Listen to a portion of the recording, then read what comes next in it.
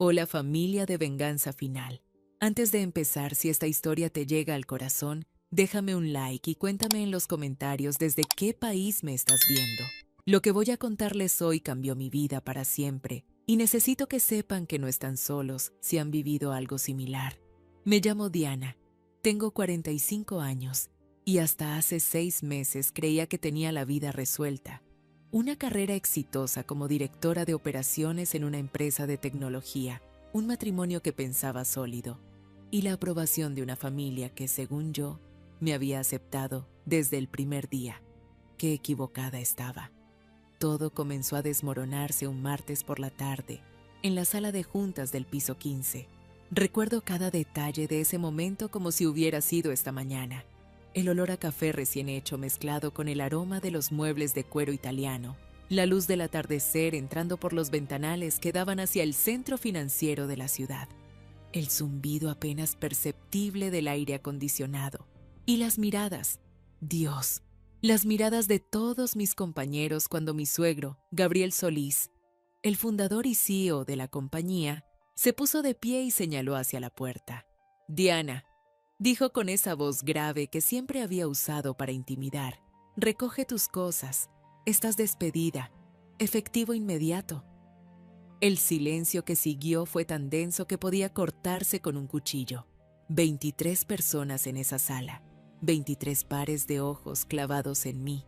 Algunos con sorpresa genuina, otros con esa expresión de «lo sabía», que te hace sentir peor que cualquier insulto directo. Sentí como la sangre se me iba del rostro, como mis manos, que segundos antes sostenían un informe trimestral, comenzaron a temblar de forma incontrolable. Perdón fue lo único que pude articular. Mi voz sonó pequeña, quebrada, irreconocible incluso para mí misma. Gabriel se ajustó el nudo de su corbata italiana, ese gesto que hacía cuando quería demostrar control absoluto sobre una situación. Tenía 68 años, pero se mantenía con la postura rígida de un militar. Su cabello completamente blanco estaba peinado hacia atrás con gomina, y sus ojos grises me miraban con un desprecio que nunca antes había visto dirigido hacia mí. No me hagas repetirlo frente a todos, continuó, su voz elevándose apenas lo suficiente para que cada sílaba resonara contra las paredes de cristal. Has estado filtrando información confidencial a la competencia. Tengo pruebas. No voy a tolerar traidores en mi empresa, ni siquiera si están casados con mi hijo. Sentí como si me hubieran arrojado un balde de agua helada. ¿Filtrar información? Yo había dedicado 7 años de mi vida a esa empresa. 7 años llegando antes que nadie, saliendo después que todos. 7 años sacrificando fines de semana, vacaciones, tiempo con amigos. Todo para demostrar que merecía estar ahí no por ser la nuera del dueño, sino por mi propio mérito. Eso es, mateys, completamente falso, logré decir poniéndome de pie. Mis piernas temblaban, pero me negaba a seguir sentada mientras me destruían públicamente. Gabriel, sabes perfectamente que yo jamás haría algo así. He sido leal a esta empresa desde el primer día. Él soltó una risa seca, sin humor alguno. ¿Leal? Como cuando te reuniste 3 veces el mes pasado con ejecutivos de TechVision Solutions, como cuando copiaste archivos confidenciales en tu USB personal. Tengo las grabaciones de seguridad, Diana. Tengo los registros de acceso. No me insultes negándolo. Mi mente trabajaba a 1000 por hora, tratando de procesar lo que estaba diciendo. Sí, me había reunido con gente de TechVision, pero eran reuniones de networking profesional, eventos de la industria donde todos los directores de operaciones se encontraban para discutir tendencias del mercado, y los archivos en mi USB. Eran presentaciones que yo misma había creado, material que necesitaba revisar en casa porque las jornadas de oficina no me alcanzaban. Esas reuniones fueron eventos públicos de la industria, expliqué, sintiendo cómo mi voz se quebraba a pesar de mis esfuerzos por mantener la compostura. Y los archivos son míos, presentaciones que yo desarrollé. Puedo explicar cada uno de ellos. Suficiente. Gabriel levantó la mano, cortándome. No voy a permitir que conviertas esta sala en un circo. Seguridad te acompañará a tu oficina. Tienes 15 minutos para recoger tus pertenencias personales. Todo lo demás queda aquí, incluyendo tu laptop, tu teléfono corporativo y cualquier documento. Miré alrededor de la mesa, buscando desesperadamente algún rostro amigo, alguien que dijera algo, que me defendiera. Ahí estaba Sergio Beltrán, el director financiero con quien había trabajado en docenas de proyectos.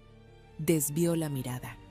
Adrián Valdés, mi colega en operaciones, estudiaba intensamente sus notas como si fueran el documento más fascinante del mundo. Gabriela Varela, de Recursos Humanos, con quien había almorzado cientos de veces, mantenía una expresión neutra, profesional, distante. Nadie dijo nada, ni una sola palabra en mi defensa. Fue en ese momento cuando algo dentro de mí se rompió. No fue la humillación pública, aunque eso dolía como 1000 agujas clavándose en mi pecho. No fue la injusticia de las acusaciones falsas, aunque eso me hacía hervir la sangre. Fue el silencio cómplice de personas que conocían mi trabajo, que sabían mi ética, que habían sido testigos de mi dedicación y que ahora elegían no ver, no hablar, no existir. Está bien, dije finalmente, mi voz ahora firme a pesar del nudo en mi garganta. Me voy. Pero esto no termina aquí, Gabriel. La verdad siempre sale a la luz. Él sonrió, y esa sonrisa fue lo más cruel que había visto en mi vida. La verdad ya salió, Diana. Por eso estás siendo escoltada fuera de mi edificio. 2 guardias de seguridad aparecieron en la puerta como si hubieran estado esperando su señal. Uno de ellos, Gustavo, un hombre mayor que siempre me había saludado con amabilidad cada mañana, ahora me miraba con incomodidad, incapaz de sostenerme la mirada. El otro era nuevo, no lo conocía, y su expresión era completamente impersonal. Caminé hacia la puerta con la cabeza en alto, aunque por dentro me estaba desmoronando. Cada paso por ese pasillo interminable, con las oficinas de cristal a ambos lados donde mis colegas fingían estar ocupados pero claramente observaban mi marcha de la vergüenza. Se sentía como caminar hacia el patíbulo. Mi oficina, que había sido mi segundo hogar durante 7 años, de repente se veía extraña, ajena. Los diplomas en la pared, las fotos familiares en el escritorio, la planta que Gabriela Varela me había regalado cuando cumplí 5 años en la empresa y que yo había cuidado religiosamente. Todo parecía pertenecer a otra vida, a otra Diana. 15 minutos. Repitió el guardia nuevo con voz monótona. Saqué una caja de cartón del armario y comencé a meter mis cosas. Las manos me temblaban tanto que dejé caer un portarretratos.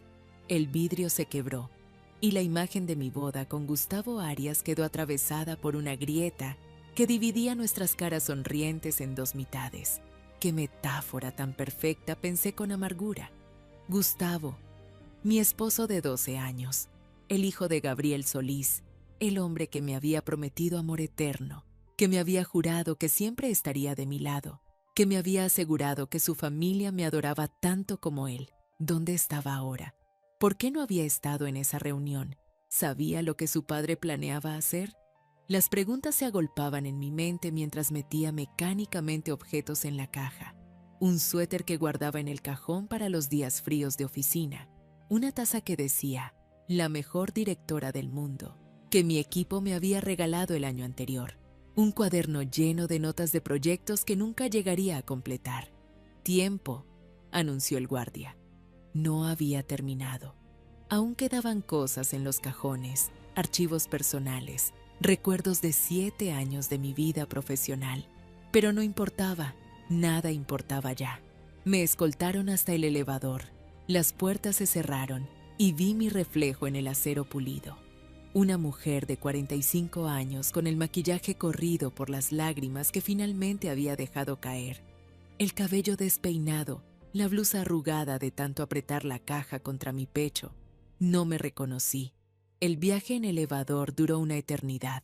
15 pisos que se sentían como 15 años. Cuando las puertas se abrieron en el lobby, más miradas. La recepcionista, Ángela, con quien había compartido incontables conversaciones matutinas sobre sus hijos, apartó la vista rápidamente.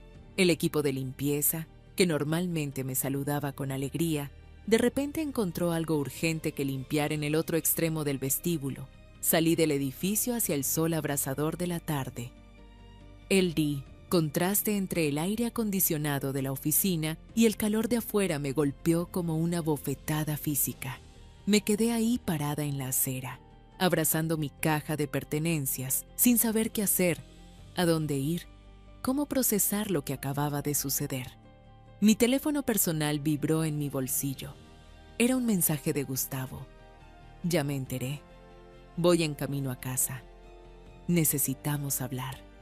Necesitamos hablar. 4 palabras que nunca presagian nada bueno. 4 palabras que en ese momento me llenaron de un presentimiento oscuro, pesado, que se instaló en mi estómago como una piedra. Tomé un taxi de regreso a casa, a la casa que Gustavo y yo habíamos comprado juntos hace 8 años.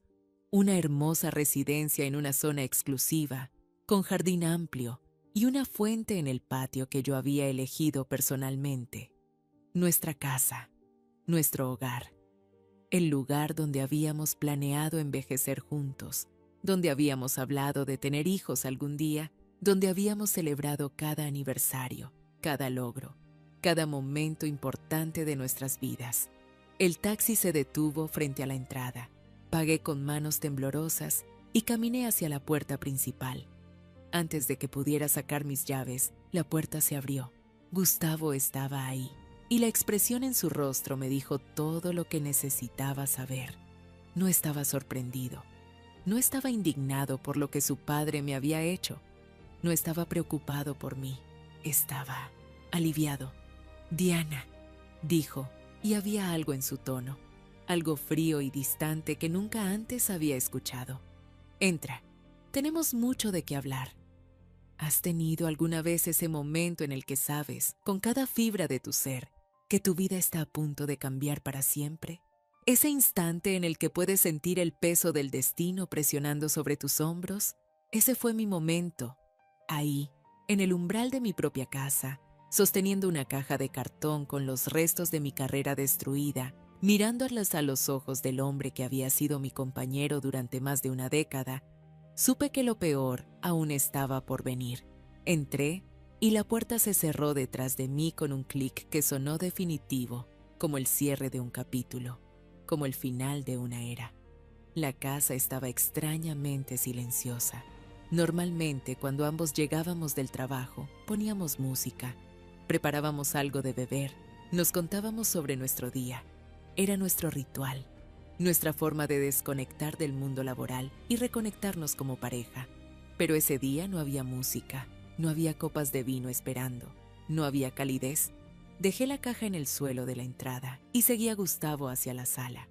Él se sentó en el sofá de cuero que habíamos comprado en Italia durante nuestro 5º aniversario, pero no me invitó a sentarme a su lado. En cambio, señaló el sillón individual frente a él, como si fuéramos 2 extraños en una reunión de negocios. Me senté, sintiendo cómo mis piernas finalmente cedían después de horas de tensión. Lo miré. Realmente lo miré, tal vez por primera vez en meses. Gustavo tenía 42 años, 3 menos que yo, aunque siempre había aparentado más edad por su cabello prematuramente canoso y su postura seria. Era alto, de complexión atlética gracias a sus sesiones religiosas en el gimnasio, y tenía los mismos ojos grises de su padre, aunque en él siempre habían parecido más cálidos, más humanos. Hasta ahora. «Gustavo», comencé, mi voz sonando ronca por las lágrimas contenidas. «¿Sabías lo que tu padre iba a hacer? ¿Sabías que me iba a despedir así, frente a todos?» Él se pasó una mano por el cabello, un gesto que reconocí como su forma de ganar tiempo cuando no quería responder algo directamente.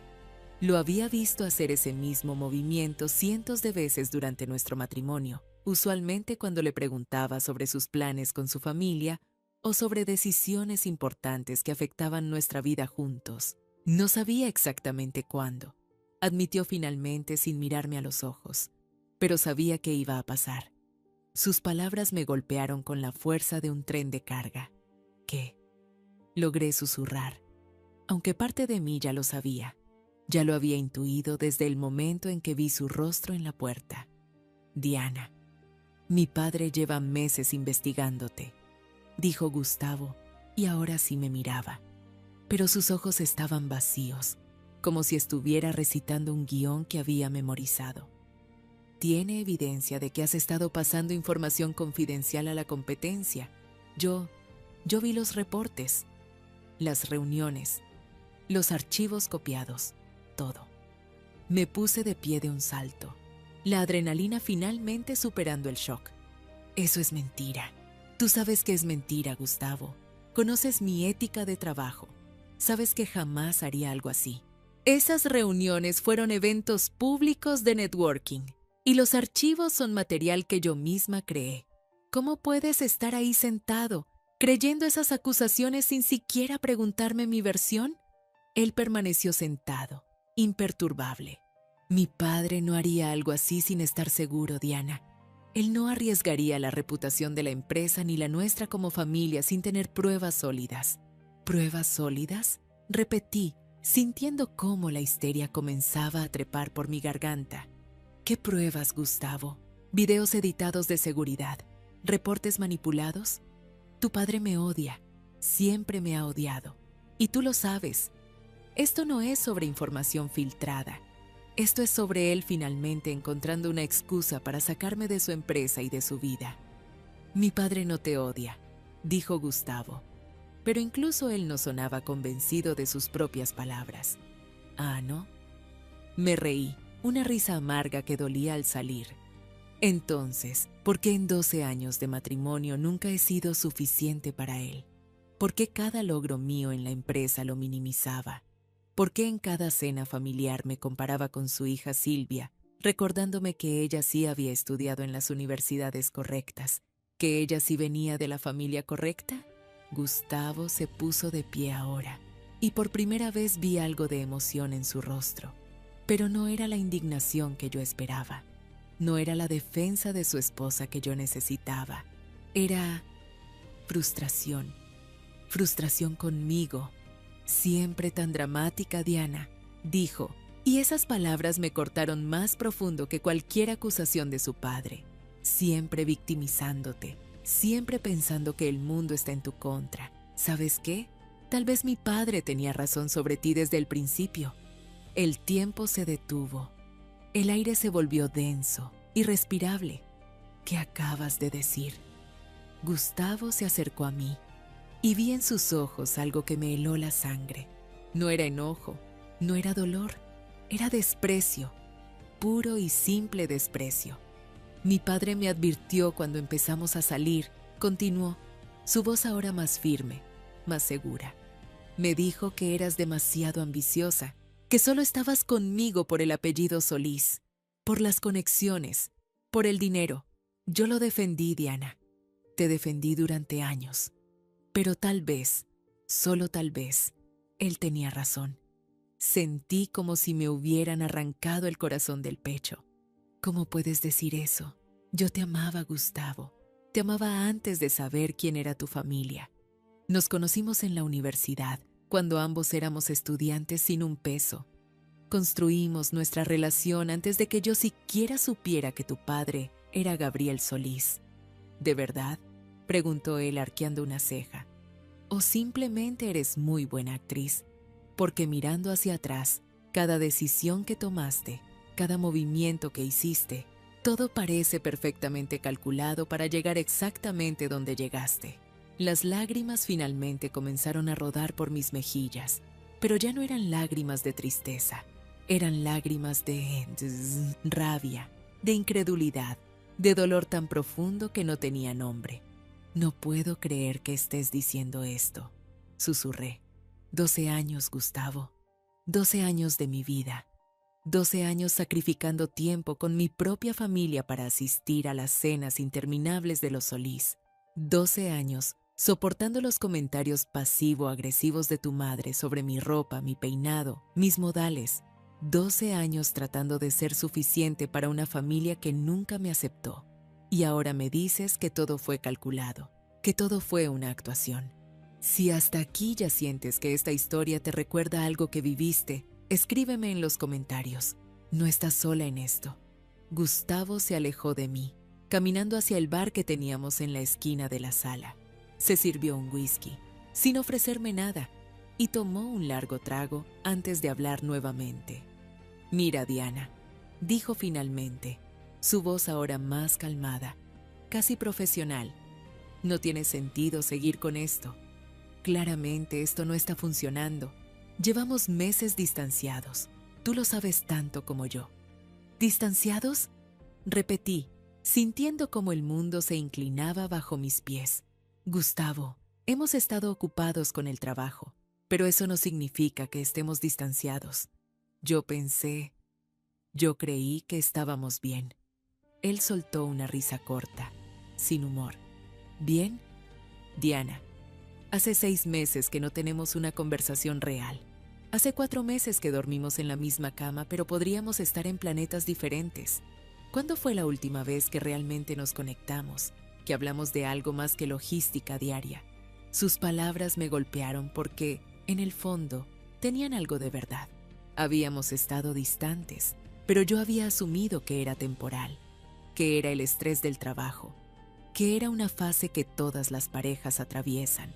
Nunca imaginé que para él significaba el fin. «Entonces, ¿qué estás diciendo?», pregunté, aunque ya conocía la respuesta. La podía ver en sus ojos, en su postura, en la forma en que sostenía ese vaso de whisky como si fuera un escudo entre nosotros. «Creo que deberíamos separarnos», dijo, y lo dijo tan casualmente, tan fríamente, como si estuviera sugiriendo cambiar de restaurante para la cena. «Es lo mejor para ambos. Tú puedes seguir con tu vida, yo puedo seguir con la mía y podemos evitar más drama innecesario». «¿Drama innecesario?». Mi voz subió una octava. «Tu padre me despidió injustamente, me humilló públicamente y tú me estás pidiendo el divorcio. ¿Y yo soy la dramática?». «Diana, baja la voz», dijo Gustavo, mirando hacia las ventanas como si le preocupara que los vecinos pudieran escuchar. Siempre tan preocupado por las apariencias, por lo que dirían, por mantener la fachada perfecta de la familia Solís. «No voy a bajar la voz», grité, y se sintió bien. Se sintió liberador. «Voy a gritar todo lo que quiera en mi casa. La casa que yo también pagué, en la que yo también invertí, que yo también convertí en un hogar».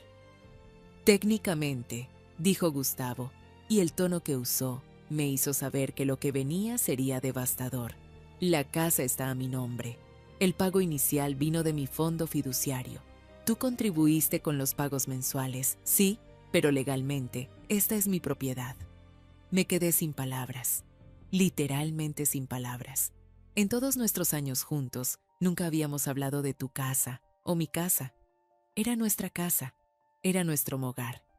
Pero ahora, en cuestión de horas, todo lo que había construido, todo lo que había creído real, se estaba desmoronando como un castillo de naipes.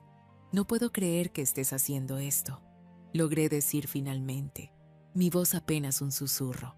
«No puedo creer que estés del lado de tu padre, que me estés abandonando cuando más te necesito». Gustavo terminó su whisky y dejó el vaso sobre la mesa con un golpe seco. «No estoy abandonándote, Diana. Estoy siendo realista. Esto no funciona. Probablemente nunca funcionó realmente, y es momento de que ambos lo aceptemos». «¿Nunca funcionó?», repetí, sintiendo cómo cada palabra era una puñalada. «¿Qué pasa con nuestra boda? Con todas las promesas que nos hicimos, con los planes que teníamos. ¿Nada de eso significó algo para ti?». «Significó algo en su momento», dijo él encogiéndose de hombros. «Pero las personas cambian, Diana. Las situaciones cambian. Y ahora, con todo este escándalo en la empresa, con las acusaciones contra ti, simplemente no puedo seguir asociado contigo. Tengo mi reputación que proteger, mi posición en la empresa, mi futuro». «Tu reputación», repetí lentamente, dejando que las palabras se asentaran. «Tu posición, tu futuro. Todo es sobre ti, ¿verdad, Gustavo? Siempre lo fue. Yo solo era un accesorio conveniente mientras servía para tus propósitos». «No seas ridícula», dijo él. Pero no lo negó. No dijo, eso no es cierto, o tú significabas todo para mí. Solo me llamó ridícula y siguió adelante. Mira, te voy a dar 2 semanas para que encuentres un lugar y saques tus cosas. Creo que es tiempo suficiente y más que generoso, dadas las circunstancias. ¿Generoso? Me reí, una risa histérica que no podía controlar. ¿2 semanas para desarmar una vida de 12 años es generoso? Después de que tu padre me despidió sin causa justa, sin liquidación, sin nada, ¿me estás dando 2 semanas para salir de mi propia casa? ¿Eso es generoso para ti? Es más de lo que legalmente tengo que darte, respondió él, y ahí estaba, la verdadera cara de Gustavo Solís. No el hombre encantador que me había cortejado en la universidad. No el esposo atento que me traía café en la cama los domingos. No el compañero que me había prometido amor eterno. Sino el hijo de Gabriel Solís, criado en privilegio y arrogancia, incapaz de ver más allá de sus propios intereses. Vete al infierno, Gustavo, dije, mi voz ahora fría, controlada. Vete al infierno tú y toda tu familia. Ya me voy, respondió él, recogiendo su saco del respaldo del sofá. Voy a quedarme en el departamento del centro por unos días. Cuando regrese espero que hayas comenzado a empacar.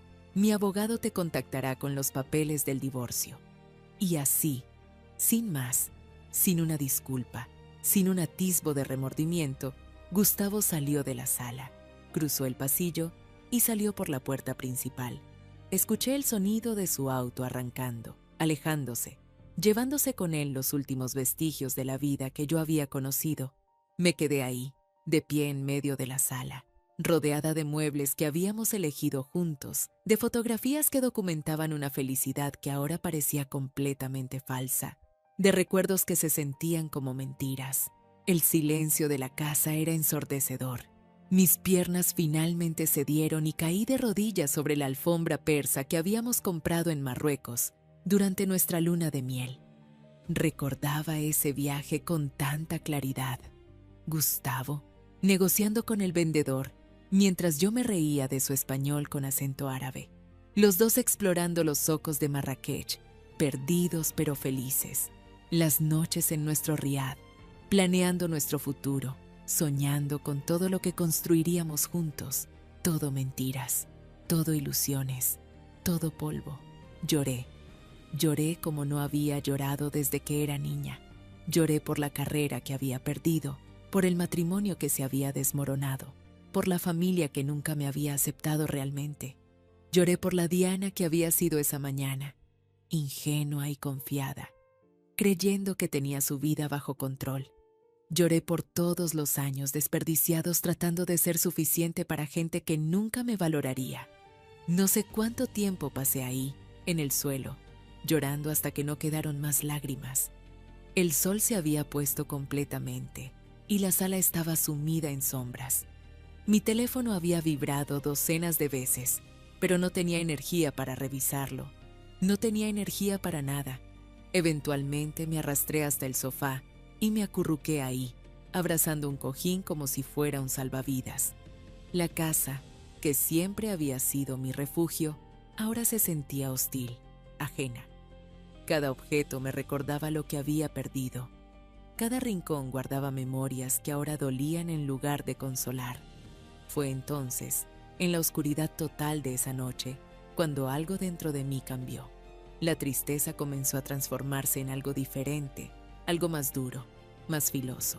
Rabia, rabia pura y ardiente. Gabriel Solís me había destruido públicamente basándose en mentiras. Mi esposo me había abandonado sin siquiera escuchar mi versión. Mis colegas me habían dejado caer sin una palabra de defensa. Todos habían asumido mi culpabilidad sin cuestionamiento, sin investigación, sin darme el beneficio de la duda. Pero yo sabía la verdad. Yo sabía que era inocente. Y más importante aún, yo sabía que Gabriel Solís no haría algo así, sin un motivo más profundo. Esto no era sobre información filtrada o traición corporativa. Esto era personal. Esto era calculado. Esto era un plan para destruirme. y necesitaba saber por qué. Me levanté del sofá con renovada determinación. Encendí las luces de la sala y finalmente revisé mi teléfono. Había mensajes de números desconocidos, probablemente periodistas queriendo la historia de la traidora corporativa. Había un mensaje de mi madre preguntando cómo estaba, sin saber aún lo que había pasado. Y había un mensaje de un número que no reconocí inmediatamente. Diana, soy Sergio Beltrán. Necesito hablar contigo. Es urgente. Por favor, llámame cuando puedas. No por este número. Usa el personal que te voy a enviar. Es importante. Sergio, el director financiero que había desviado la mirada durante mi humillación pública. ¿Por qué querría hablar conmigo ahora? ¿Qué podría ser tan urgente? Mi instinto me decía que desconfiara, que todos en esa empresa eran cómplices de Gabriel. Pero algo en el tono de su mensaje, en la urgencia implícita, me hizo dudar. Segundos después llegó otro mensaje con un número diferente. Lo guardé y después de debatir conmigo misma por varios minutos, decidí llamar. ¿Qué más podía perder en este punto? El teléfono sonó 3 veces antes de que Sergio contestara. Diana, dijo, su voz baja, casi susurrante. Gracias por llamar. Sé que probablemente no quieres hablar conmigo después de lo que pasó hoy, pero necesito verte. Hay cosas que necesitas saber sobre lo que realmente está pasando. ¿Qué cosas?, pregunté, mi voz cargada de escepticismo. ¿Por qué debería confiar en ti, Sergio? ¿Estuviste ahí? ¿Viste lo que Gabriel me hizo y no dijiste nada? Lo sé, respondió él, y pude escuchar genuino remordimiento en su voz. Y me odio por eso. Pero si hubiera dicho algo en ese momento, Gabriel me habría despedido también y entonces no podría ayudarte ahora. Diana, lo que Gabriel te hizo no fue solo cruel, fue ilegal. Y no fuiste la primera. Esas últimas palabras me helaron la sangre. ¿Qué quieres decir con que no fui la primera? No puedo hablar de esto por teléfono, dijo Sergio rápidamente. ¿Puedes reunirte conmigo mañana? Hay un café en la calle Morelos, la esquina del arte se llama. ¿Lo conoces? Sí, lo conozco, respondí. Era un pequeño café a unas cuadras de la oficina, un lugar discreto donde los empleados raramente iban. Perfecto. Mañana a las 10 de la mañana. Y Diana hizo una pausa. No le digas a nadie que vamos a reunirnos, especialmente no a Gustavo ni a nadie de la familia Solís. Esto es más grande de lo que imaginas. Colgó antes de que pudiera hacer más preguntas, dejándome con más interrogantes que respuestas. ¿Más grande de lo que imaginaba? ¿No fui la primera? ¿Qué diablos estaba pasando realmente? Esa noche no dormí. Me quedé despierta, dando vueltas en la cama que había compartido con Gustavo durante años, ahora fría y vacía. Mi mente no paraba de dar vueltas, conectando puntos, recordando detalles que en su momento no me habían parecido importantes. Recordé a Valeria, una ejecutiva de ventas que había sido despedida abruptamente hace 2 años. En ese momento Gabriel había dicho que era por bajo rendimiento, pero Valeria había sido una de las mejores vendedoras de la empresa. Recordé cómo ella había tratado de contactarme después de su despido, pero yo, ocupada y confiando en la versión oficial, nunca le había devuelto las llamadas. Recordé hasta Arturo, el antiguo director de tecnología, despedido hace 3 años por supuestamente instalar software no autorizado. Él también había intentado hablar conmigo, advertirme de algo, pero yo había estado demasiado enfocada en demostrar mi lealtad a la empresa como para escuchar. ¿Cuántos más había? ¿Cuántas personas habían sido destruidas por Gabriel Solís mientras el resto de nosotros mirábamos hacia otro lado, agradecidos de que no fuéramos nosotros los que estábamos en la línea de fuego? La culpa se mezcló con la rabia en mi pecho. Había sido cómplice de mi propio destino al no cuestionar, al no investigar, al confiar ciegamente en un sistema que ahora me había escupido sin piedad. Cuando el sol comenzó a salir, me levanté y me preparé para el día. Me duché, me vestí con cuidado, me maquillé para ocultar las ojeras y los ojos hinchados de tanto llorar. Si iba a reunirme con Sergio, Si iba a comenzar a desentrañar esta madeja de mentiras y traiciones, necesitaba verme fuerte, necesitaba sentirme en control. A las 9:30 de la mañana, salí de la casa con mi bolso y las llaves del auto. El vecindario se veía igual que siempre, tranquilo y próspero, con jardineros trabajando en los céspedes perfectamente cuidados y amas de casa saliendo en sus autos de lujo para sus clases de yoga o sus almuerzos benéficos. Nada había cambiado en el exterior, pero mi mundo interno había sido completamente devastado.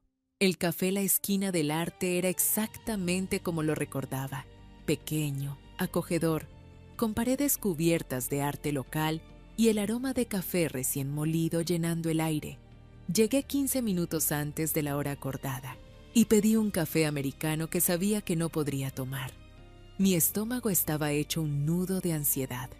Sergio llegó exactamente a las 10. Se veía diferente fuera del ambiente corporativo, sin el traje de 3 piezas y la corbata perfectamente anudada, vestido en jeans y una camisa casual. Parecía más humano, más accesible, pero también se veía cansado, con ojeras profundas y una tensión en los hombros que reconocí porque yo misma la llevaba. Se sentó frente a mí sin pedir nada, mirando nerviosamente hacia la puerta cada pocos segundos. «Gracias por venir», dijo en voz baja. «Dijiste que había cosas que necesitaba saber». Respondí directamente, sin preámbulos. «Que no fui la primera. Explícame qué significa eso». Sergio suspiró profundamente y se inclinó hacia adelante, bajando aún más la voz. «Diana, Gabriel Solís ha estado haciendo esto durante años. Identifica a empleados talentosos, especialmente aquellos que no tienen conexiones familiares con él, los pone en posiciones de responsabilidad y luego, cuando han generado suficiente valor para la empresa, los destruye con acusaciones falsas». «¿Por qué?», pregunté, aunque parte de mí ya estaba comenzando a entender. «¿Por qué haría algo así?». «Poder», respondió Sergio simplemente. «Control. Y en algunos casos, venganza. Pero en tu caso específicamente, Diana, hay algo más. Algo que tiene que ver con Gerardo». «¿Gerardo?», repetí confundida. «¿Quién es Gerardo?». Sergio me miró con sorpresa. «¿Gustavo nunca te habló de su hermano mayor?». Sentí como si el suelo se abriera bajo mis pies. «¿Qué hermano mayor?». «Gustavo es hijo único. Siempre me dijo que era hijo único». «No», dijo Sergio, negando con la cabeza. «Gustavo tenía un hermano mayor, Gerardo.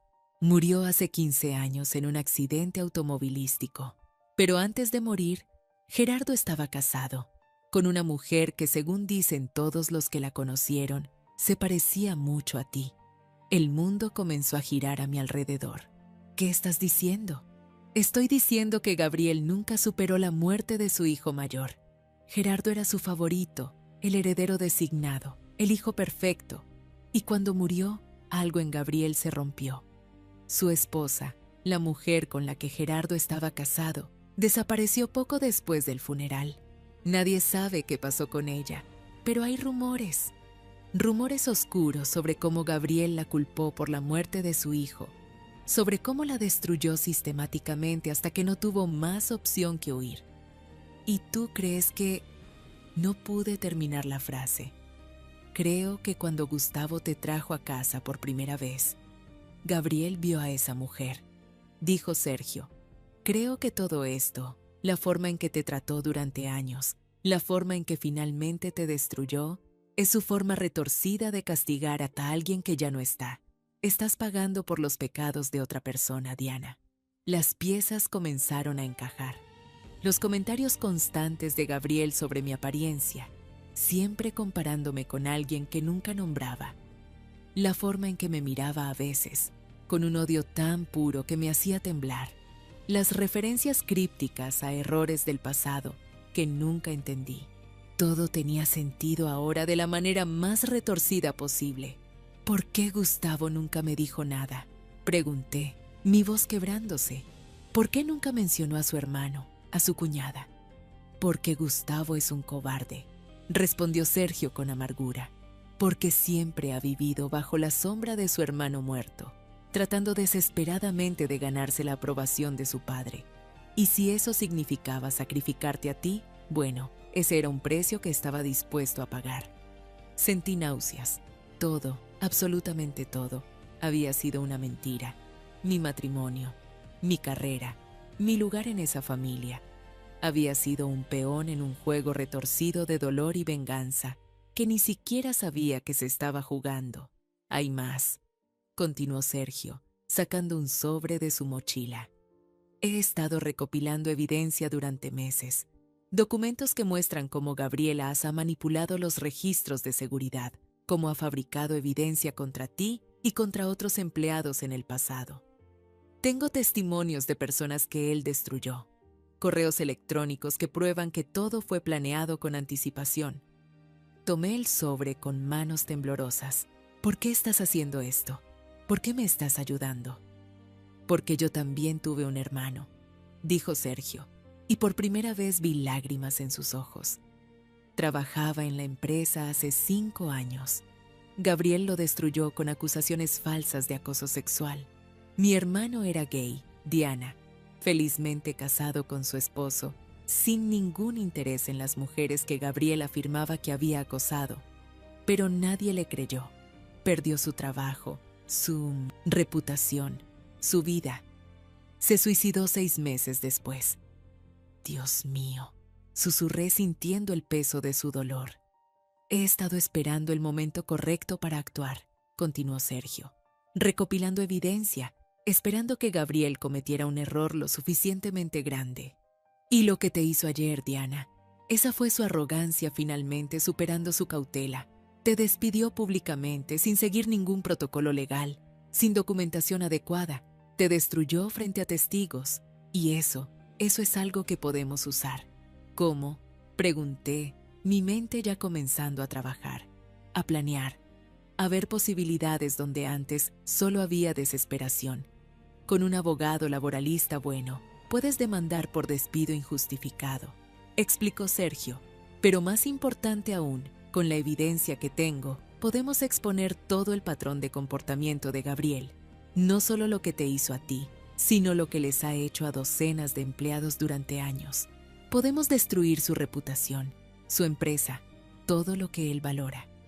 ¿Y tú qué ganas con esto?, pregunté, necesitando entender sus motivaciones. Justicia para mi hermano, respondió simplemente. Y tal vez, solo tal vez, evitar que Gabriel le haga esto a alguien más. Miré el sobre en mis manos, sintiendo su peso, entendiendo que contenía no solo mi salvación, sino potencialmente la ruina de uno de los hombres más poderosos de la ciudad. Era aterrador y emocionante al mismo tiempo. Necesito un abogado, dije finalmente. Uno bueno, uno que no tenga miedo de enfrentarse a Gabriel Solís. Conozco a alguien, dijo Sergio, sacando una tarjeta de presentación. Clara Ibáñez. Es la mejor abogada laboralista de la ciudad. Despiadada, brillante y tiene un historial de ganar casos contra corporaciones poderosas. También, agregó con una pequeña sonrisa, odia a Gabriel Solís. Él intentó destruir su carrera hace años cuando ella era pasante. No funcionó y ella ha estado esperando su oportunidad para devolverle el golpe. Tomé la tarjeta, leyendo el nombre grabado en letras doradas. Clara Ibáñez, abogada laboralista. Una dirección en el distrito financiero y un número de teléfono. ¿Tú qué habrías hecho en mi lugar?, le pregunté a Sergio, necesitando escuchar la respuesta de alguien que había estado donde yo estaba ahora. Exactamente lo que estás a punto de hacer, respondió él. Luchar. Porque la alternativa es dejar que Gabriel gane. Dejar que tu historia termine con tu humillación y destrucción.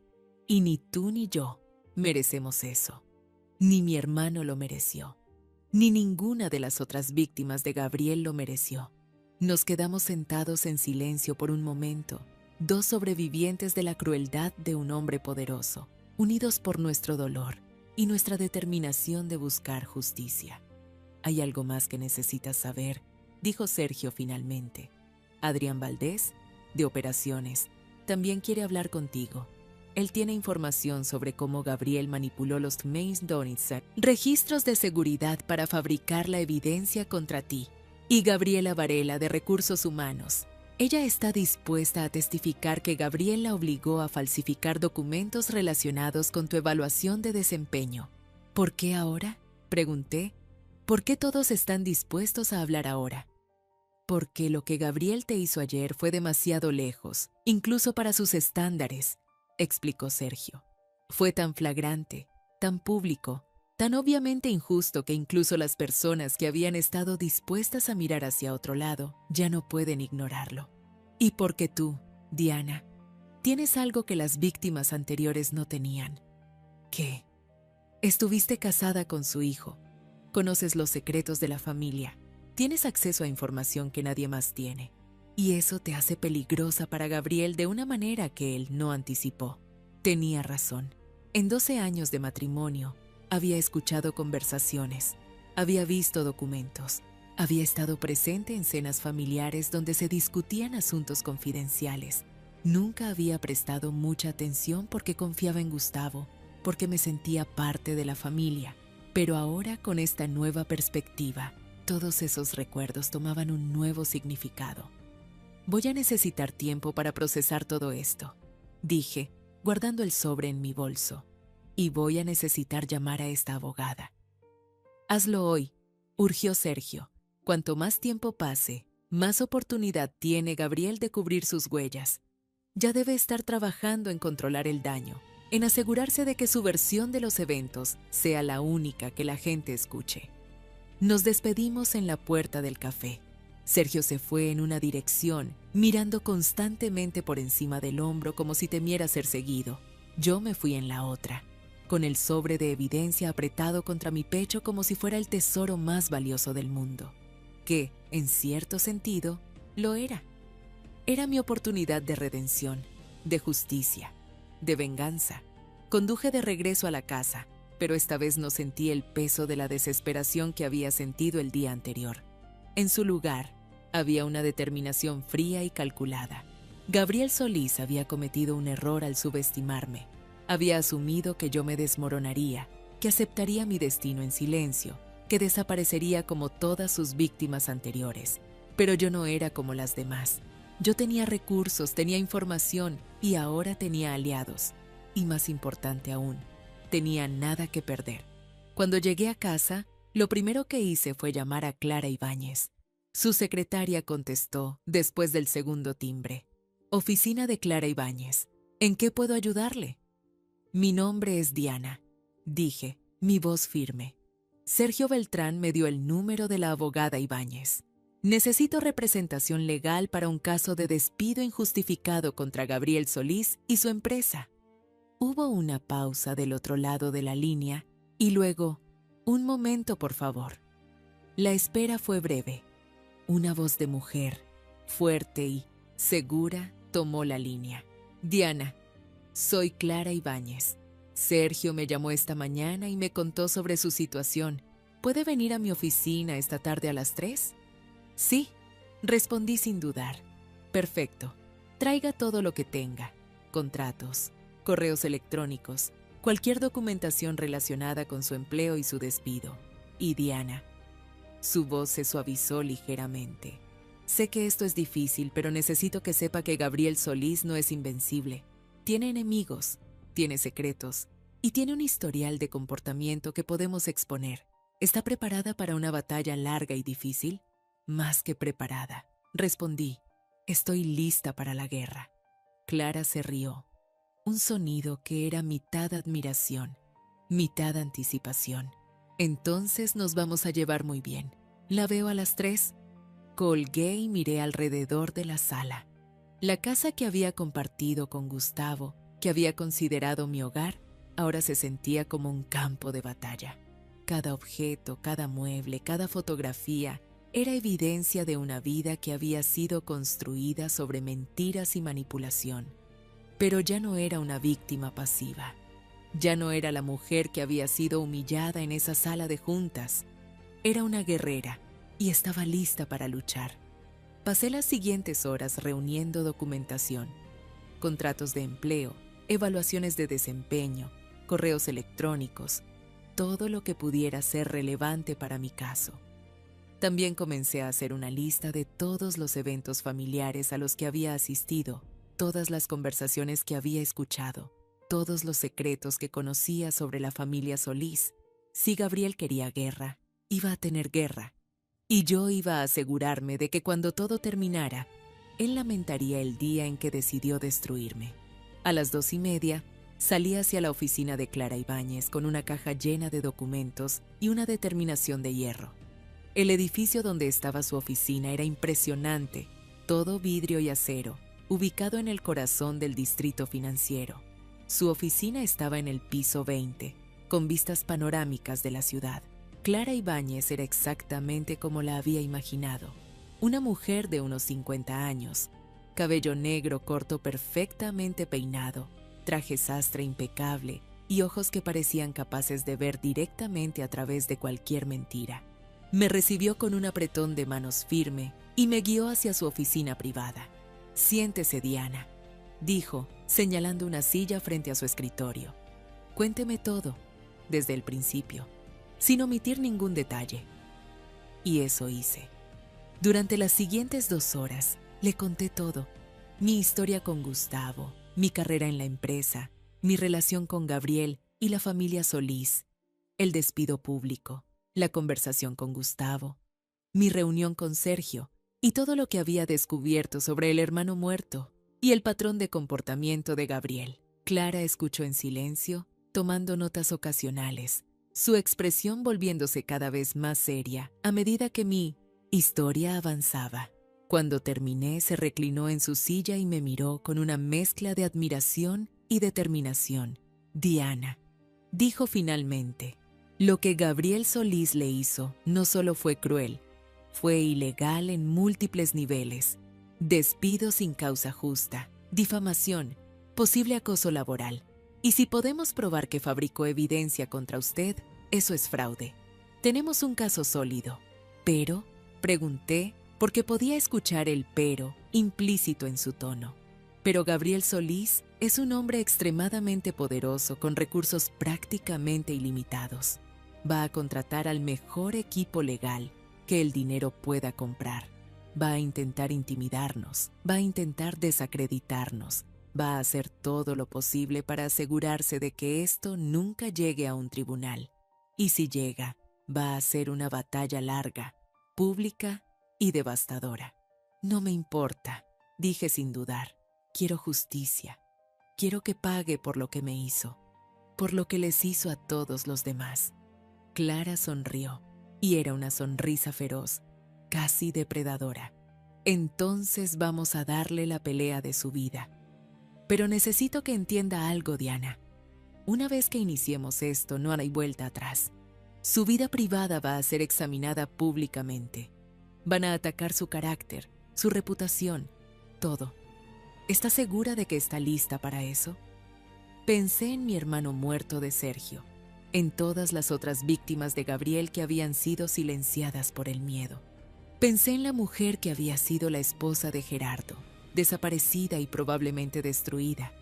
Pensé en todas las futuras víctimas que Gabriel crearía si nadie lo detenía. «Estoy segura», dije con firmeza. «Hagamos esto». «Perfecto». Clara abrió su laptop y comenzó a tipear. «Vamos a comenzar presentando una demanda por despido injustificado. Simultáneamente voy a contactar a las otras personas que Sergio mencionó, Adrián y Gabriela, para obtener sus testimonios. También voy a contratar a un investigador privado para que documente todo el patrón de comportamiento de Gabriel». «¿Cuánto tiempo tomará todo esto?», pregunté. «Meses, posiblemente años», respondió Clara honestamente.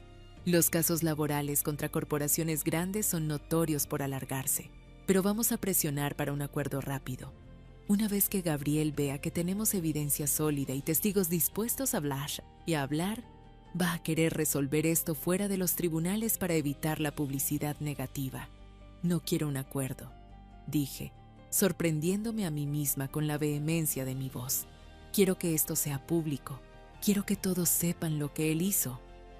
Clara me miró con aprobación.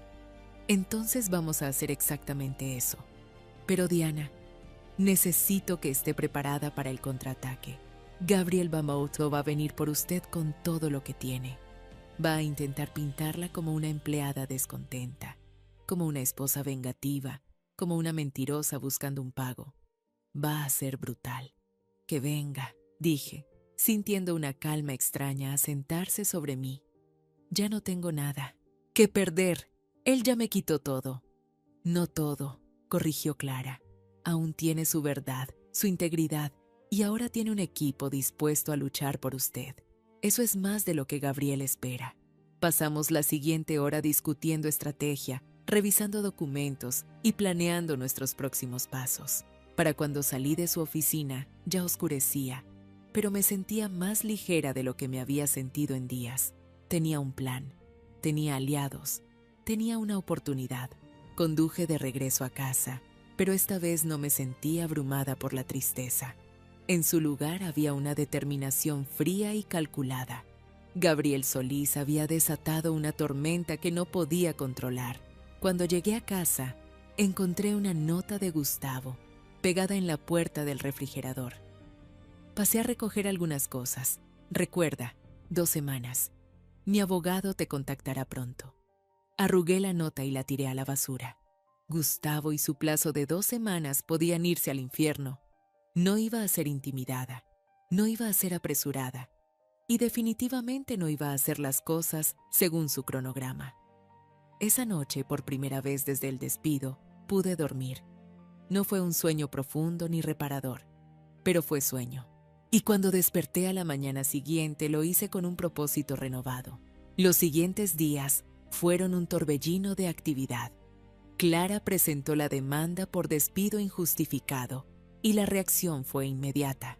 Los medios de comunicación se enteraron de que la nuera de Gabriel Solís estaba demandando a su empresa y de repente me encontré en el centro de un escándalo mediático. Mi teléfono no paraba de sonar con llamadas de periodistas. Reporteros acampaban frente a mi casa. Cada movimiento que hacía era fotografiado, analizado, discutido en las noticias y en las redes sociales. La narrativa que Gabriel intentaba impulsar era predecible. Yo era una empleada descontenta que había sido justamente despedida por traición corporativa y que ahora buscaba venganza a través de los tribunales. Sus abogados emitieron comunicados pintándome como una mujer inestable, vengativa, que estaba abusando del sistema legal para atacar a su ex-suegro. Pero Clara había anticipado esto. Organizó una conferencia de prensa donde presentamos no solo mi caso, sino también información sobre otras víctimas de Gabriel. Sergio apareció públicamente contando la historia de su hermano.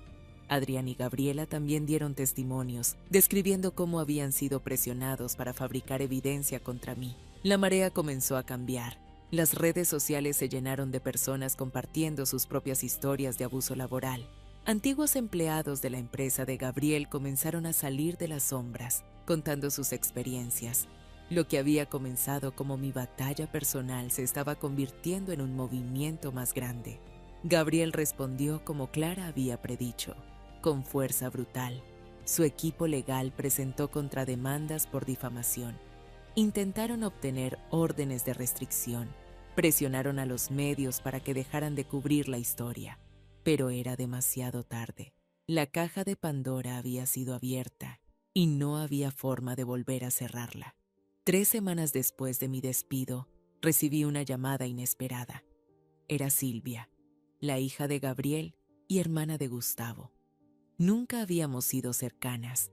Ella siempre me había tratado con la misma condescendencia que su padre, pero su voz en el teléfono sonaba diferente ahora. Sonaba asustada. Diana, dijo sin preámbulos, necesito hablar contigo. Es sobre mi padre. Hay cosas que necesitas saber, cosas que incluso Gustavo no sabe. ¿Por qué me llamarías a mí? Pregunté con escepticismo. Tú nunca me has soportado.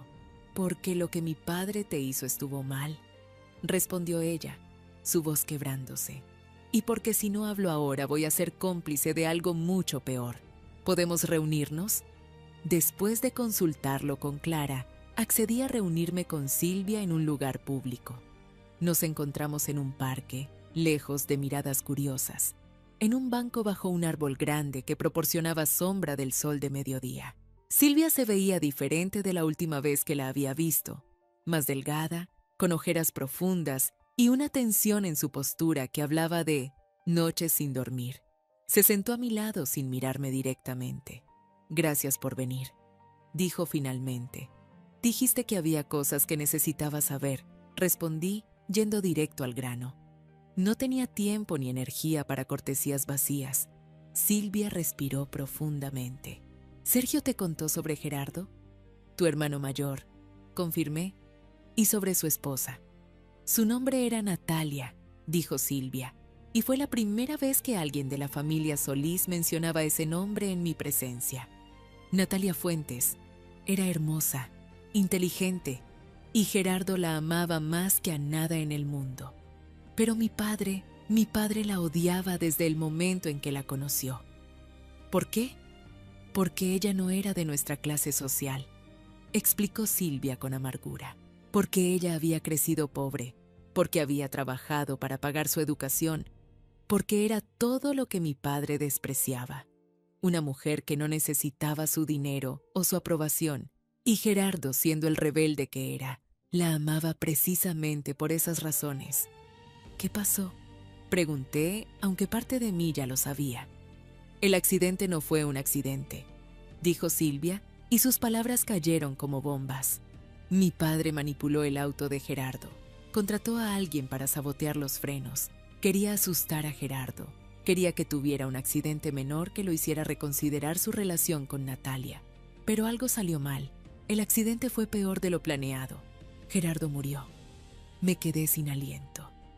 «¿Estás diciendo que tu padre mató a su propio hijo?» «No intencionalmente». Las lágrimas comenzaron a rodar por las mejillas de Silvia. «Pero sí, sus acciones causaron la muerte de Gerardo». Y cuando Natalia comenzó a hacer preguntas, cuando empezó a sospechar que el accidente no había sido natural, mi padre la destruyó. Usó sus conexiones para hacerle perder su trabajo, para arruinar su reputación, para asegurarse de que nadie le creyera. Eventualmente ella desapareció. Algunos dicen que se suicidó, otros que huyó del país. Nadie sabe con certeza. «¿Y tú lo sabías todo este tiempo?», pregunté, sintiendo una mezcla de horror y rabia. «Lo sospechaba», admitió Silvia, «pero no tenía pruebas y era más fácil no hacer preguntas, no cuestionar. Pero cuando vi lo que te hizo, cuando vi que estaba repitiendo el mismo patrón con otra mujer que se parecía a Natalia, no pude seguir callada». «¿Gustavo sabe algo de esto?». «No». Silvia negó con la cabeza. «Gustavo tenía 16 años cuando Gerardo murió. Mi padre le dijo que fue un accidente, que Gerardo había estado bebiendo. Gustavo idolatró a Gerardo, y la culpa de su muerte, la creencia de que su hermano había sido irresponsable, lo ha perseguido toda su vida. Es parte de por qué siempre ha sido tan desesperado por complacer a nuestro padre, por ser el hijo perfecto que Gerardo supuestamente no fue». Todo comenzaba a tener sentido ahora. La dinámica familiar disfuncional, la necesidad de Gustavo de aprobación constante, la crueldad de Gabriel hacia cualquier mujer que le recordara a Natalia. Era un ciclo de trauma y abuso que había estado perpetuándose durante 15 años. «¿Por qué me estás contando esto ahora?», pregunté. «¿Por qué necesitas esta información para tu caso?», respondió Silvia. «Porque si puedes probar que mi padre tiene un patrón de comportamiento destructivo que se remonta a años, que ha estado abusando de su poder sistemáticamente, entonces tienes una oportunidad real de ganar». «¿Y por qué?». Su voz se quebró. «¿Por qué necesito que alguien finalmente detenga a mi padre antes de que destruya a alguien más?». «¿Estás dispuesta a testificar?», pregunté. «¿A contar todo esto públicamente?».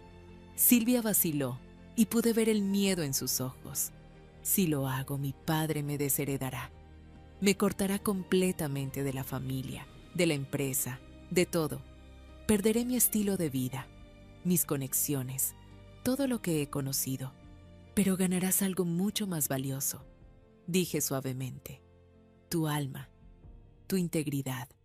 la capacidad de mirarte al espejo y saber que hiciste lo correcto. Ella me miró, lágrimas corriendo libremente por su rostro ahora. ¿Cómo lo haces? ¿Cómo sigues siendo tan fuerte después de todo lo que te hizo? Porque no tengo otra opción, respondí honestamente. Porque si me rindo ahora, Gabriel gana. Y no puedo, no voy a dejar que eso pase. Silvia asintió lentamente. Está bien, voy a testificar. Voy a contar todo lo que sé. Pero necesito protección. Necesito garantías de que mi padre no podrá vengarse de mí legalmente. Clara puede ayudarte con eso, le aseguré. Ella es la mejor. Nos quedamos sentadas en ese banco por un rato más, dos mujeres que habían sido dañadas por el mismo hombre, unidas ahora por un propósito común. Cuando finalmente nos levantamos para irnos, Silvia me abrazó, un gesto que me sorprendió. Lo siento, susurró. Siento no haber sido mejor contigo. Siento haber sido parte del problema. Ahora estás siendo parte de la solución. Respondí, eso es lo que importa. El testimonio de Silvia cambió todo. Con su información, Clara pudo construir un caso mucho más sólido, uno que mostraba no solo mi despido injustificado, sino un patrón de comportamiento abusivo que se extendía por más de una década. Contratamos a un investigador privado que comenzó a rastrear lo que había pasado con Natalia Fuentes, y lo que descubrió fue aún más perturbador de lo que habíamos imaginado. Natalia no había desaparecido voluntariamente. Gabriel había usado sus conexiones para hacerla internar en una institución psiquiátrica privada, alegando que estaba teniendo un colapso mental después de la muerte de su esposo. La había mantenido ahí durante 6 meses, drogada y aislada, hasta que finalmente logró escapar con la ayuda de una enfermera compasiva. Después de eso, había huido a otro país, cambiando su nombre y su identidad, viviendo con el miedo constante de que Gabriel la encontrara. Pero ahora, 15 años después, cuando se enteró de mi caso a través de las noticias, Natalia decidió regresar. Decidió finalmente contar su historia. Decidió finalmente buscar justicia para el hombre que había amado y para ella misma. Su testimonio fue devastador. En una conferencia de prensa que se transmitió en vivo, Natalia contó su historia con una claridad y una fuerza que dejó a todos sin aliento. Habló de cómo Gabriel había saboteado su matrimonio desde el principio, de cómo había manipulado a Gerardo, de cómo había orquestado el accidente que mató a su esposo y de cómo había intentado destruirla cuando ella comenzó a hacer preguntas. La reacción fue inmediata y explosiva. Las acciones de la empresa de Gabriel cayeron en picada. Socios comerciales comenzaron a distanciarse. Clientes cancelaron contratos. La junta directiva exigió su renuncia. Gabriel intentó contraatacar, alegando que Natalia estaba mentalmente inestable, que todo era una conspiración para destruirlo. Pero era demasiado tarde. Demasiadas voces, demasiadas víctimas, demasiada evidencia.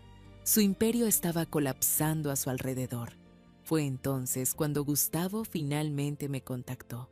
No a través de su abogado, no a través de mensajes fríos y distantes, sino en persona. Apareció en la puerta de la casa una noche, luciendo destrozado, envejecido 10 años en cuestión de semanas. Diana, dijo cuando abrí la puerta, por favor, necesito hablar contigo. Parte de mí quería cerrarle la puerta en la cara, pero otra parte, la parte que había amado a este hombre durante 12 años, necesitaba escuchar lo que tenía que decir. Lo dejé entrar, pero no lo invité a sentarse. Nos quedamos de pie en la entrada, dos extraños que alguna vez habían sido todo el uno para el otro. ¿Qué quieres, Gustavo?, pregunté, mi voz cansada. Quiero disculparme, dijo, y pude ver lágrimas en sus ojos, por todo, por no defenderte, por no creer en ti, por dejar que mi padre te destruyera. Yo no sabía, Diana. No sabía nada sobre Gerardo, sobre Natalia, sobre lo que mi padre era realmente capaz de hacer. Pero no me preguntaste, respondí. Cuando tu padre me acusó, cuando me despidió públicamente, no me preguntaste mi versión. Asumiste que era culpable. Después de 12 años juntos, después de todo lo que habíamos construido, me condenaste sin siquiera escucharme. Lo sé, susurró, y voy a vivir con esa culpa el resto de mi vida. Pero Diana, por favor, necesito que sepas que te amé, te amo. Y si pudiera retroceder el tiempo, haría todo diferente. Pero no puedes, dije simplemente. No puedes retroceder el tiempo, Gustavo. No puedes deshacer lo que hiciste, las palabras que dijiste, el dolor que causaste. Y honestamente, incluso si pudieras, no estoy segura de que lo harías. Porque cuando llegó el momento de elegir, cuando tuviste que decidir entre tu familia y yo, elegiste tu familia. Y esa elección dice todo lo que necesito saber sobre quién eres realmente. Mi padre me manipuló, argumentó Gustavo. Me mostró evidencia falsa, me convenció de que eras culpable. Tú le creíste, lo interrumpí. Esa es la diferencia, Gustavo. Él te mostró mentiras y tú las aceptaste como verdad, porque era más fácil que cuestionar, que investigar, que defenderme. Y eso es algo que nunca voy a poder perdonar. Gustavo se derrumbó entonces, cayendo de rodillas en el suelo de la entrada, sollozando. Por favor, Diana, por favor, dame otra oportunidad. Puedo cambiar, puedo ser mejor, puedo ser el esposo que merecías desde el principio. Lo miré, este hombre que había sido mi compañero durante más de una década, ahora destrozado a mis pies, y sentí nada. No rabia, no tristeza, no amor, solo una especie de vacío distante. Levántate, Gustavo, dije finalmente. Levántate y vete. Nuestro matrimonio terminó el día que elegiste creer las mentiras de tu padre sobre mí. No hay vuelta atrás de eso. Diana, vete, repetí más firmemente esta vez. Y no vuelvas. Tu abogado puede contactar al mío sobre los procedimientos del divorcio, pero tú y yo no tenemos nada más que decirnos. Gustavo se levantó lentamente, su rostro una máscara de dolor. Caminó hacia la puerta, pero se detuvo en el umbral. Para que lo sepas, dijo sin voltear, he renunciado a la empresa. No puedo seguir siendo parte de lo que mi padre construyó, no después de saber la verdad. Y voy a testificar en tu favor en el juicio. Voy a contar todo lo que sé. Eso no cambia nada entre nosotros, dije, pero es lo correcto. Por una vez en tu vida, Gustavo, estás haciendo lo correcto. Él asintió y salió, cerrando la puerta suavemente detrás de él. Me quedé ahí parada por un largo momento, procesando lo que acababa de pasar.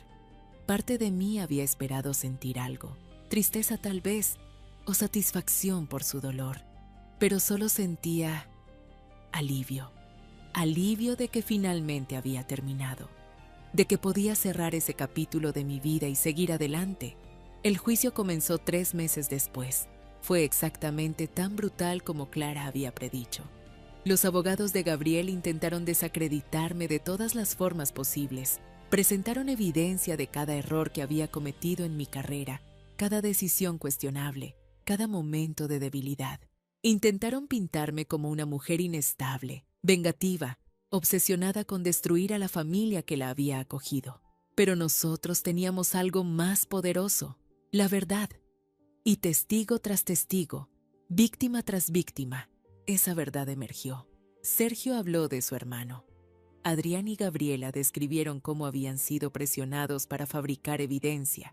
Silvia contó la historia de Gerardo y cómo su padre había manipulado a la familia durante años. Natalia relató su pesadilla de 15 años, huyendo de un hombre que había matado a su esposo y tratado de destruirla a ella. Y Gustavo, en un testimonio que dejó a la sala en silencio absoluto, describió cómo había sido criado en una familia disfuncional, manipulado y controlado por un padre que valoraba el poder sobre todo lo demás. El juicio duró 6 semanas. 6 semanas de testimonios desgarradores, de evidencia devastadora, de secretos finalmente expuestos a la luz. Y cuando finalmente terminó, cuando el jurado se retiró a deliberar, me sentí extrañamente en paz. No importaba cuál fuera el veredicto. Ya había ganado. Había recuperado mi voz. mi dignidad, mi verdad. Había expuesto a Gabriel Solís por lo que realmente era, un hombre cruel y manipulador que había usado su poder para destruir vidas durante décadas. Y aunque el sistema legal pudiera o no responsabilizarlo completamente, el Tribunal de la Opinión Pública ya había dictado su sentencia. El jurado deliberó durante 3 días de espera angustiosa, de especulación mediática, de mensajes de apoyo de personas de todo el país que habían seguido el caso. Y cuando finalmente regresaron con su veredicto, cuando la jueza leyó culpable en cada uno de los cargos contra Gabriel Solís y su empresa, sentí como si un peso gigantesco se levantara de mis hombros. No fue solo una victoria legal, fue una validación, fue justicia, fue el reconocimiento de que lo que me había pasado importaba, que mi dolor era real, que mi lucha había valido la pena. La compensación económica fue sustancial, suficiente para asegurar mi futuro financiero, pero más importante que el dinero fue el precedente que el caso estableció. Las leyes laborales se fortalecieron, las protecciones para denunciantes se expandieron, y docenas de otras víctimas de abuso laboral encontraron el coraje para contar sus propias historias, sabiendo que ahora serían escuchadas. Gabriel Solís fue removido de su empresa. Enfrentó cargos criminales por fraude y manipulación de evidencia.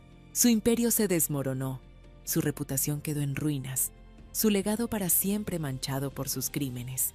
Y aunque parte de mí sentía satisfacción por su caída, otra parte simplemente sentía tristeza por todo el dolor innecesario que había causado, por todas las vidas que había destruido en su búsqueda de poder y control. 6 meses después del veredicto, me encontré sentada en un café con Natalia, Sergio, Silvia y varios otros sobrevivientes de Gabriel. Nos habíamos convertido en una especie de familia improvisada, unidos por nuestro trauma compartido, pero también por nuestra resiliencia compartida. ¿Cómo te sientes?, me preguntó Natalia, esta mujer que había sufrido tanto, pero que había encontrado la fuerza para regresar y buscar justicia. Libre, respondí honestamente. Por primera vez en años, me siento completamente libre. ¿Qué vas a hacer ahora?, preguntó Sergio. Voy a comenzar mi propia empresa de consultoría, dije sonriendo. Voy a ayudar a otras compañías a crear ambientes de trabajo saludables, a implementar protecciones contra el abuso laboral. Voy a asegurarme de que lo que nos pasó a nosotros no le pase a otros. Eso es perfecto, dijo Silvia tomando mi mano. Y sabes que tienes mi apoyo completo. De hecho, me gustaría ser tu socia en esto, si estás dispuesta a tenerme. La miré. Esta mujer que había sido mi cuñada, que había sido parte del problema, pero que había encontrado el coraje para convertirse en parte de la solución. Me encantaría, dije sinceramente. Si esta historia te tocó el corazón, compártela con alguien que también necesite escucharla. En los comentarios cuéntame, ¿has vivido algo similar? ¿Desde qué país me estás viendo? Me leo todos los comentarios. Mientras nos sentábamos ahí compartiendo historias y planes para el futuro, me di cuenta de que mi historia no era solo sobre pérdida y traición. También era sobre resiliencia, sobre encontrar fuerza en los lugares más oscuros, sobre convertir el dolor en propósito. Había perdido mi matrimonio, mi carrera, mi lugar en una familia que nunca realmente me había aceptado, pero había ganado algo mucho más valioso: mi verdad, mi voz, mi dignidad, y había ayudado a crear un cambio real, un cambio que protegería a innumerables personas en el futuro. Esa noche, cuando regresé a mi nuevo apartamento, un espacio pequeño pero acogedor que era completamente mío, me senté en el balcón con una taza de té y miré las luces de la ciudad. Pensé en todo lo que había pasado, en el viaje que había hecho desde esa sala de juntas, donde había sido humillada públicamente hasta este momento de paz y propósito. Gabriel Solís había intentado destruirme. Había usado todo su poder, toda su influencia, todos sus recursos para borrarme de la existencia. Pero no solo había sobrevivido, había prosperado. Había tomado su intento de aniquilación y lo había convertido en mi catalizador para el cambio. Y mientras me sentaba ahí, sintiendo la brisa nocturna en mi rostro, supe con certeza absoluta que había hecho lo correcto. Luchar había sido difícil, doloroso, a veces casi imposible, pero había valido cada lágrima, cada noche sin dormir, cada momento de duda, porque al final la verdad había prevalecido, la justicia había sido servida, y yo, Diana, a mis 45 años, había descubierto que era mucho más fuerte de lo que nunca había imaginado. Mi historia no terminó en esa sala de juntas. No terminó con mi despido injustificado o con el colapso de mi matrimonio. Mi historia apenas estaba comenzando. Y esta vez, yo era quien escribía el guión. Esta es mi historia. La historia de cómo perdí todo, excepto lo más importante, mi dignidad, mi verdad y mi capacidad de luchar por lo que es correcto. Y si hay algo que quiero que todos recuerden de esto, es que nunca, nunca permitan que nadie les quite su voz. No importa cuán poderosos sean, no importa cuánto miedo intenten infundir, tu verdad importa, tu historia importa, tú importas.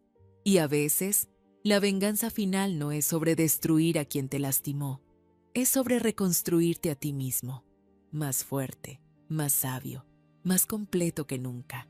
Es sobre tomar tu dolor y convertirlo en propósito. Es sobre negarte a ser una víctima y elegir en cambio ser un sobreviviente, un luchador, un agente de cambio. Esa es mi venganza final. Y créeme, es la mejor venganza de todas.